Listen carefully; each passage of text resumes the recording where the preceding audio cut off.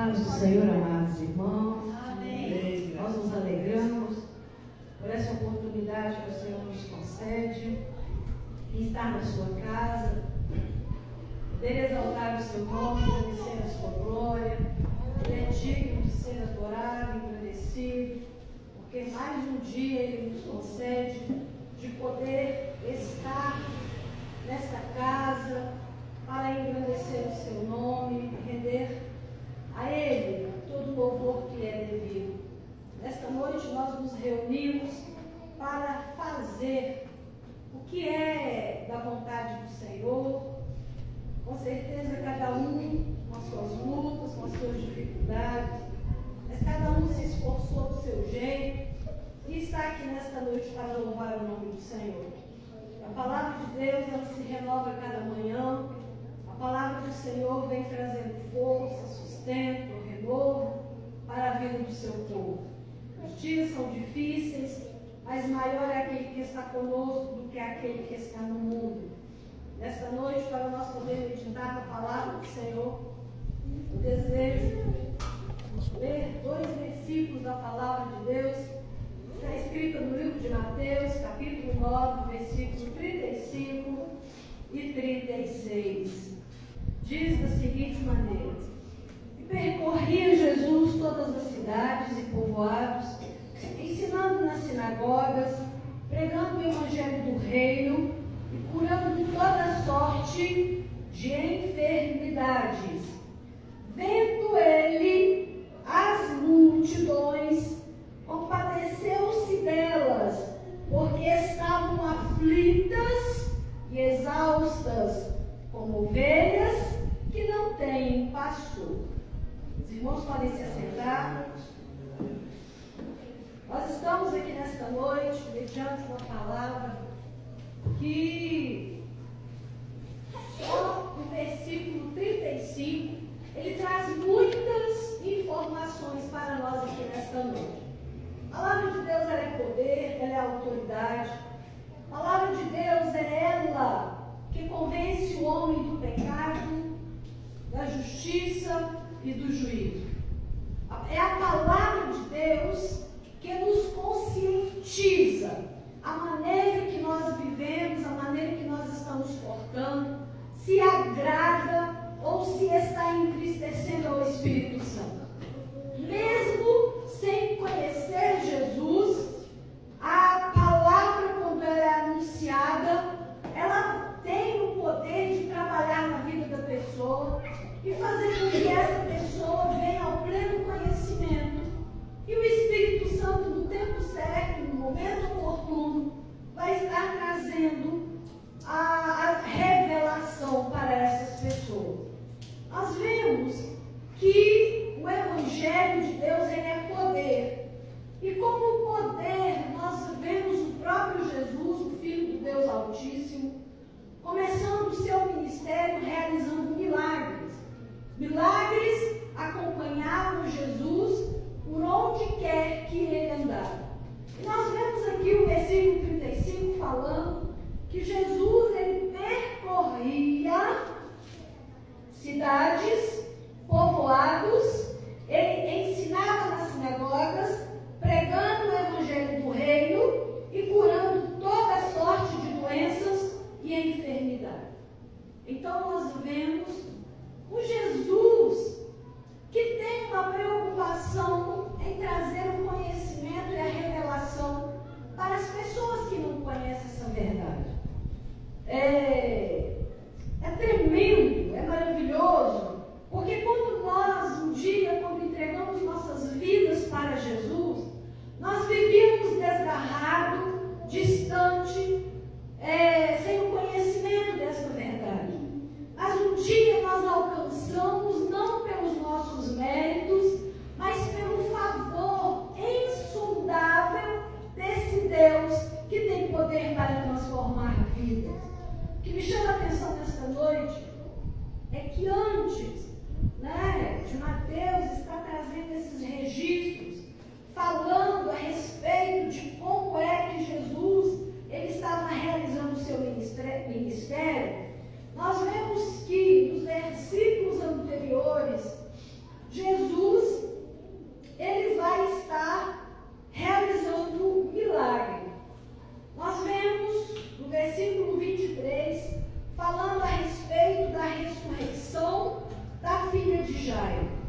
E o versículo 26 vai estar dizendo que por causa deste acontecido, a fama deste acontecimento ocorreu por toda aquela cidade. Além de trazer o conhecimento e anunciar o Evangelho do Reino, Jesus, ele mostra para as pessoas que ele tem uma preocupação não só com a situação física, mas também com a situação espiritual do homem. Ou por que não dizer? Deus, ele não está preocupado só com a minha alma, só com a salvação da minha alma, mas ele também tem uma preocupação com a situação do meu corpo físico, com as minhas necessidades, com os meus problemas, com as minhas situações. Então nós vemos que Jesus, ele vai na casa deste homem, porque já fora anunciado para ele que a filha dele já estava morta, que já não tinha mais o que fazer. Mas antes, este homem se achega a Jesus e fala da situação da sua filha, da enfermidade pela qual ela estava passando. E justamente naquele momento em que Jesus, ele está sendo acompanhado por uma grande multidão, e aquela mulher do fluxo de sangue toca em Jesus e recebe a cura, o milagre para o seu corpo físico. Este homem se aproxima e apresenta a sua necessidade para Jesus. Mas, naquele inteirinho, naquele momento, é falado para aquele homem que podia deixar o mestre sossegado de lado, não precisava mais incomodar o mestre, porque a sua filha já estava morta. Mas Jesus ainda não dá muita atenção para aquilo e fala: vamos, Jairo, para a sua casa. Quando Jesus está a chegar na casa de Jairo, ouve-se a música já, poder anunciar o que estava acontecendo ali, que era um momento de dor, um momento de sofrimento. E as pessoas estavam atribuladas, contristadas e passando por aquela situação, provavelmente chorando. Alguns ali representando, gritando, como se estivessem em um momento de desespero. Mas quando Jesus chega ali, ele manda que aquela situação desse um tempo, parasse, e Jesus vai até o quarto daquela menina, que pela fala das pessoas já estava morta. Mas para Deus não há impossível em todas as coisas. Para o homem há impossibilidade. Para o homem há uma descrença. Para o homem tem um ponto final. Mas para Deus é simplesmente uma vírgula na história daquela pessoa. Deus tem propósito em todas as coisas, em cada circunstância na vida do ser humano. E não foi diferente dessa situação. E quando Jesus volta à vida daquela menina, a fama daquele acontecimento percorre toda a cidade, porque quando um milagre acontece, é procedido de anúncios, é levada essa verdade para a frente. E nós vemos que falava-se de um Jesus que até a morte lhe obedecia. Que logo depois deste acontecimento, eu não sei se foi por causa disso, pela fama, procedendo depois do acontecido, a palavra fala que quando Jesus ele parte dali, seguiam ele 2 cegos. E a palavra de Deus diz que ao se aproximar de Jesus, Jesus vai perguntar para eles se eles acreditavam que ele poderia realizar aquele milagre na vida dele. Eles diziam que acreditavam, e a palavra do Senhor para aqueles homens foi que o milagre acontecesse conforme a fé deles. Muitas vezes não alcançamos o que pedindo, porque muitas vezes a nossa fé, ela é rasa. Muitas vezes a nossa fé, ela é pequena. E nós precisamos aprender a usar a nossa fé para fazer com que a nossa fé, ela cresça. Normalmente, quando nós plantamos uma semente, ou plantamos alguma coisa em um local, para que aquela planta venha se desenvolver, ela precisa de ser cuidada, ela precisa de ser cultivada. E da mesma forma, a palavra de Deus, ela é poder. Nós precisamos cultivar a nossa fé meditando na palavra do Senhor. Porque quando nós meditamos e refletimos na palavra do Senhor, a nossa fé, ela é fortalecida. E aí nós vemos, falando a respeito de que Jesus, ele percorria. Jesus, ele estava andando, ele não olhava as dificuldades, os problemas, as circunstâncias, as impossibilidades, para que ele pudesse alcançar pessoas. Independente do seu cansaço, da sua fadiga física, Jesus, ele estava se esforçando para a propagação da mensagem do reino de Deus. Havia essa preocupação, porque quando Jesus, ele olhava para as pessoas, ele não olhava para as pessoas como a maioria das vezes as pessoas olham para nós, ou muitas vezes nós olhamos para as pessoas, simplesmente como um número, mais um para acrescentar, não é mesmo? Mas Jesus, ele olhava para as pessoas, e a palavra aqui no versículo 36 vai estar falando, vendo ele as multidões. Então quer dizer que não eram só aquelas pessoas que no momento estavam com ele. Ele olhava para todas as pessoas, não como um número, mas ele se compadecia delas, porque elas estavam aflitas. Aflitas por quê? Porque muitas vezes, por que não dizer, né? A maioria das vezes o sistema falha. As nossas buscas são frustradas, respostas não são encontradas, mas as pessoas estavam aflitas justamente por isso. Muitas vezes não sabiam a quem recorrer, a quem buscar, a quem esperar uma resposta, de quem esperar. As pessoas estavam aflitas e exaustas. Já estavam cansadas de bater muitas vezes em tantas portas. E muitas vezes portas fechadas que não se abriram, que não se abrem. Mas Jesus, ele olhava para as pessoas com compaixão. Não como uma multidão, como um grupo, como mais um. Mas ele olhava as pessoas na sua individualidade, como ovelhas, como pessoas que não têm aonde buscar o socorro, encontrar uma resposta. Porque nós sabemos que Jesus, ele tem a solução de todo o problema.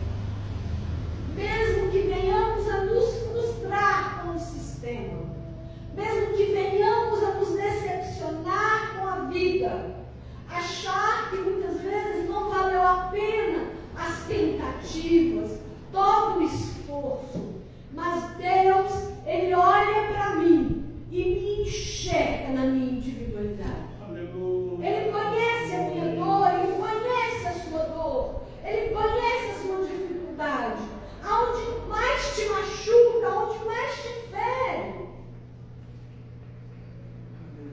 E ele olha com compaixão, com misericórdia.